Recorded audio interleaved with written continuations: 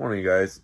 Just wanted to talk about a couple of things that I've noticed have been helping me, or some things that we should really pay attention to while we're withdrawing from benzodiazepine medications, um, or even SSRIs. Talking your Paxil, Lexapro, talking your Xanax, Klonopin, diazepam. Me personally, my benzo journey is with Klonopin. Um, so that's what I'll be focusing on today. I'll try to make this quick. Fly around here, man. Um, Number one is pretty obvious, or maybe not so obvious, but it's really important. Is accepting your situation. In the beginning, like whenever I decided to get off of this medication, in January, I was on fairly moderate doses. Anybody who's familiar with benzodiazepine medications, if you know that 2, 3, 4 milligrams is a lot. It's a lot. So, you know, I had to have that expectation. Like, it's not going to be easy. It's not going to be over in just a couple of months. That was a very, very hard pill to swallow. No pun intended. But yeah, it was a very tough realization. You know, to think, oh man, I'm gonna take forever. I could possibly spend a whole year tapering, suffering, and possibly more. But that's the way it is. I have to just accept. There's nothing I can do to change that fact. It is what it is, basically. The quicker we accept that, the quicker we move on to the next step. We can't dwell on something that we can't change. If you're planning on, or you're scared that, your taper's gonna take long, or it's gonna be painful. I mean, you're only prolonging the inevitable. Eventually you're gonna have to do this. I could have stayed with my pill happy doctor and just say, yeah, keep giving me the 4 milligrams a day. I'll keep doing that because I don't want to take the responsibility. I don't want to make the jump. But when it comes to benzodiazepines, especially, the earlier you catch it, the better. The longer you wait, the more you're gonna suffer. And I can tell you that from experience.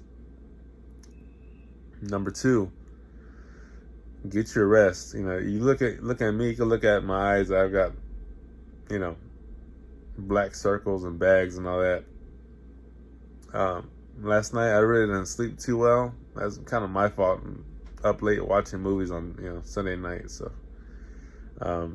that's me. I really don't go out too much and do too many things. So I'll watch movies. But sleep is vital. That's where you're recovering.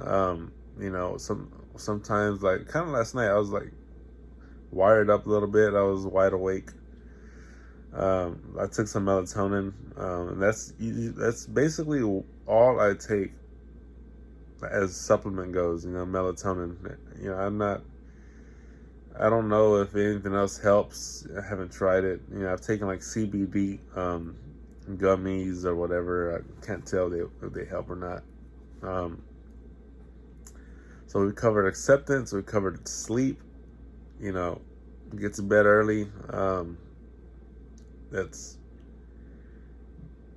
vital. You need to sleep. Once you start cutting down, your sleep gets affected. You start losing sleep. So while you can, get your sleep in. Do it. What also helped me personally was splitting my doses. Whenever I settled down and got onto my 1 milligram a day, I will take 1 milligram tablet in the morning. But by the time 5 or 6 o'clock rolled around, I was starting to feel the effects of, not having that medication in my body. Maybe it was there, but it stopped working or whatever. Who knows? The point is, now since I weigh my tablets and cut them down, I'll still break it in half. I'll take one in the morning, and then I'll take one around 5 o'clock, and then it kind of keeps a steady intake. So I highly recommend that. Split your doses if you can. My tablets are not they're not scored or anything, so I just break them in half. But it's a little bit more stable, works for me. And I just find it's a little bit more level, Another thing, every time I make a cut, I make a small cut, maybe 5% of the weight of the tablet, or sometimes 10. It's important to not rush the process, and I can't stress that enough. Me, I'm very impatient. I'm very anxious when it comes to this method or whatever, this taper situation. I want it done and dusted, but I'm only subjecting myself to more pain and more suffering if I overdo it. So don't feel bad if you have to slow your taper down or not cut any this week. My normal taper schedule, and I will make a video in the future showing exactly how I do it. I try to wait every 2 weeks, and then I'll cut 5 or 10 or somewhere in between, it doesn't matter, percent off of the weight of the current tablet that I'm on. I think I'm about maybe 4 or 5 cuts in, I forget. The normal weight on a gram scale for a 1 milligram clonazepam tablet, or at least mine, they weigh 0.170 grams. Last night I cut it down to 1.30 grams. Yeah, 1.30. I didn't make that jump, one time. That gradual cuts, to get to that point. Every time I do, and it happens every time, I get, rebound symptoms, and that's to be expected. I don't know how many times, I get smacked with these symptoms, and I'm just defeated. I can't do this anymore. It's too hard, or it's terrifying. I'm suffering. I can't even get out of bed. But it's necessary. This is what, unfortunately, this is what we have to do. Whenever you're on benzodiazepine medications, you have to gradually take yourself off. You cannot cold turkey and say, I'm gonna just get through it, because maybe you will, but in other aspects of your life are going to be so affected by your cold turkey, that it's not worth it. Like, back in January, whenever I did not know and I tried, I was down and out. I could barely even function, by the grace of God, I'm still here, and by the grace of God, I've prayed on it. I've asked God, look, show me how, lead me, guide me, because I don't know. And I mean, God has shown up over and over in my life. He's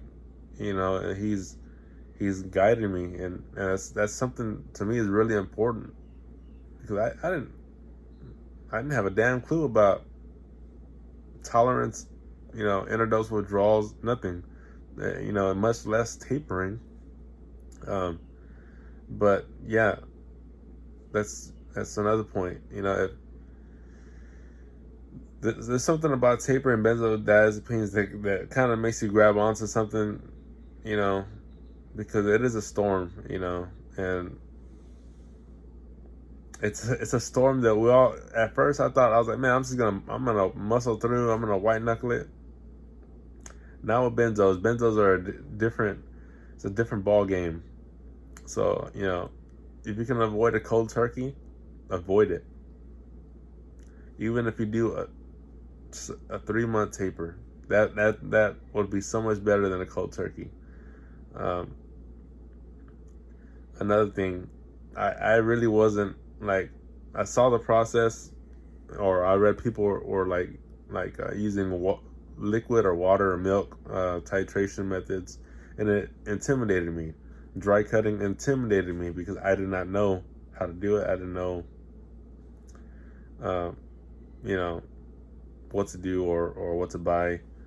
Um, so I just said I'm gonna settle with this with the dry cutting. It seems simpler, and just roll with it. It's not a magic method, but it's a method. I don't think there is a magic method that to avoid withdrawal symptoms. And that's the next point. If you do get withdrawal symptoms, you just have to figure it out how to go about your day, one day at a time.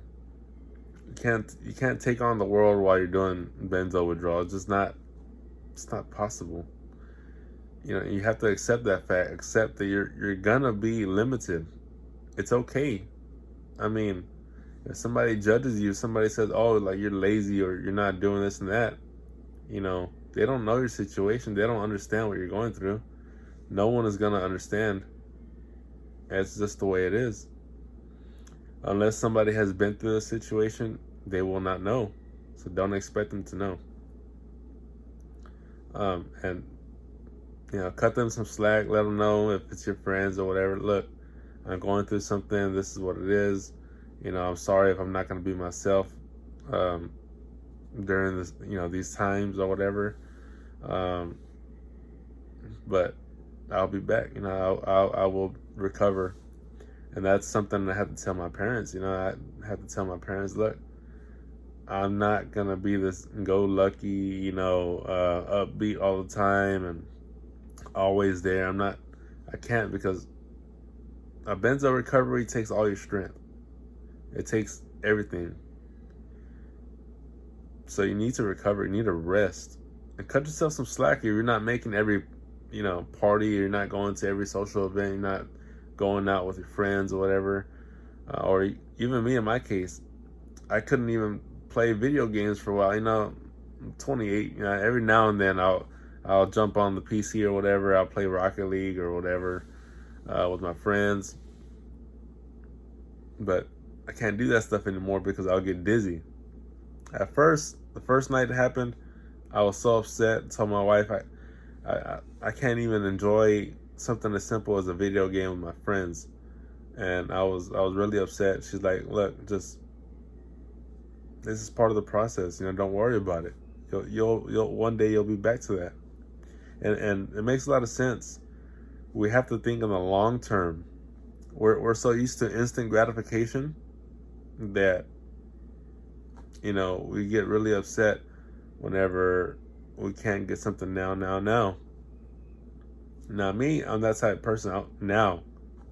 That's just the way I am. But